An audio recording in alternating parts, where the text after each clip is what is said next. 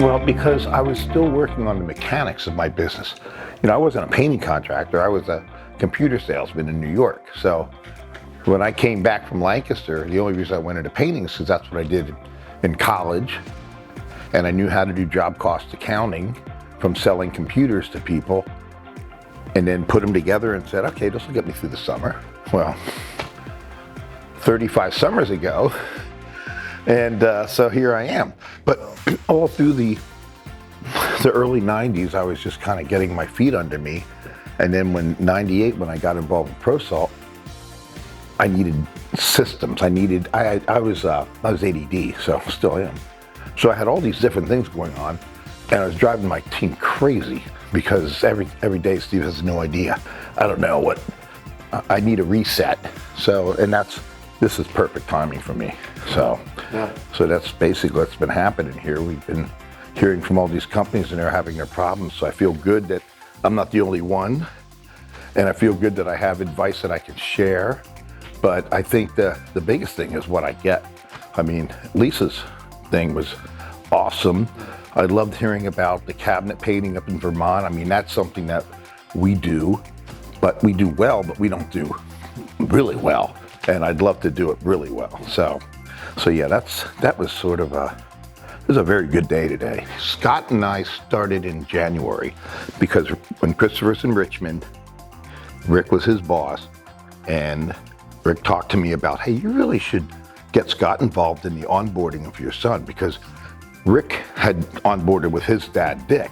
So there's a lot involved with a next gen type of situation. They're actually the third generation. But so I got involved with him then I guess it was in January. And then he started working with me to bring Christopher on board. How are we going to do this?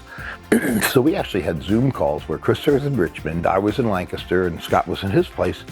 And we'd go through a lot of stuff.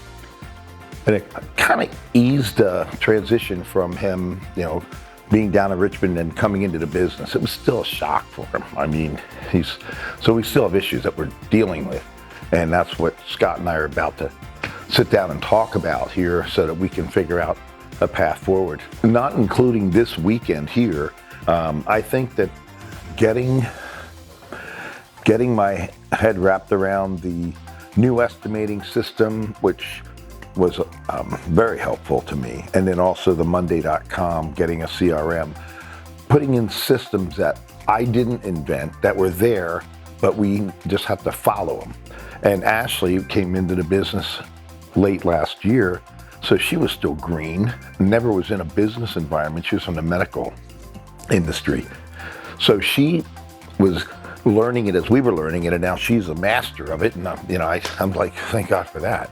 There's nothing that I could say to dissuade them. I think it was an excellent opportunity for me. I feel blessed to be here with all these people. I mean, you heard some of the comments today. I mean, getting raw feedback from these people that know what's happened.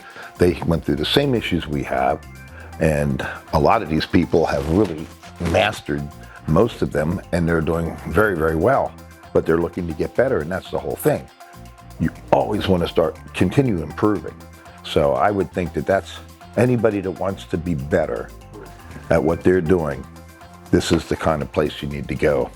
So I know it's going to help my 2024. If I have a vision in my head of where the company's going to be when I don't want to step down from a company that I ran downhill in the final days. I want this thing to be on an upward trajectory. I want to have all the right people in the right seats, and that's seemingly going pretty well. We have a good opportunity on Monday to bring in somebody that can help in the office that's going to be valuable to us. So, and it's all because of the information I'm getting from these guys, and and the enthusiasm that's down there sort of kicks you in the butt to get it done.